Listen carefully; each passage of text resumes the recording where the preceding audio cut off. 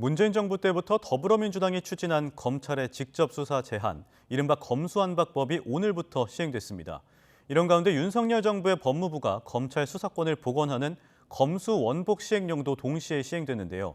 어떤 것이 달라졌는지 김다연 기자가 짚어봤습니다.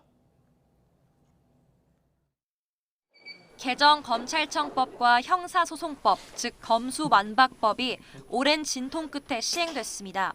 검찰 수사권 완전 박탈을 의미하는 검수완박은 용어 자체가 논란이 될 정도였습니다. 명목상 검찰이 수사를 개시할 수 있는 범죄는 부패와 경제, 공직자, 선거, 방위사업, 대형 참사 같은 기존 6대 범죄에서 부패와 경제 등 2대 범죄로 줄어듭니다. 윤석열 정부 출범 이후 한동훈 법무부 장관 주도로 이른바 검수원복 시행령이 동시에 시행되면서 검찰이 일부 공직자와 선거 범죄에도 손댈 수 있게 됐습니다. 개정된 규정에서 대표적인 공직자 범죄였던 직권남용과 허위 공문서 작성, 매수 등 선거 범죄는 부패 범죄로 묶였고 또 기술 유출을 다루는 방위산업 범죄나 마약류 유통, 조폭이나 보이스피싱 범죄는 경제 범죄로 분류됐습니다. 검찰 수사권 원상 복구까지는 아니지만 원래보다 확대되는 건 맞습니다.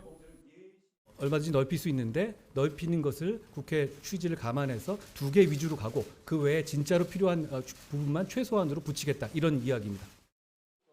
검찰 수사권을 제한하자는 법과 입법 취지를 다르게 해석한 시행령이 동시에 시행되면서 수사나 재판 과정에서 혼선이 우려됩니다.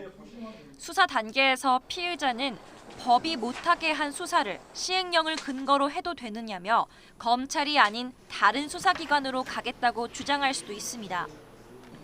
재판 단계에서 피고인은 불법 기소라며 공소 기각을 요구하거나 시행령의 위법성 여부를 심사해달라고 법원에 청구할 수도 있습니다. 검찰의 보안 수사 범위도 넓어지면서 검경 수사권 조정을 무력화한 게 아니냐는 지적도 나옵니다. 경찰 송치 사건 가운데 직접 관련성 있는 범죄만 검사가 수사할 수 있던 규정이 사라져서입니다.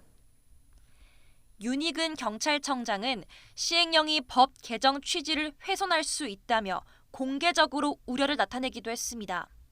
반면 법무부는 기존 조항 때문에 무고한 피의자에 대한 종국 처분이 늦춰지고 무익한 검경 수사가 반복됐다고 판단했습니다.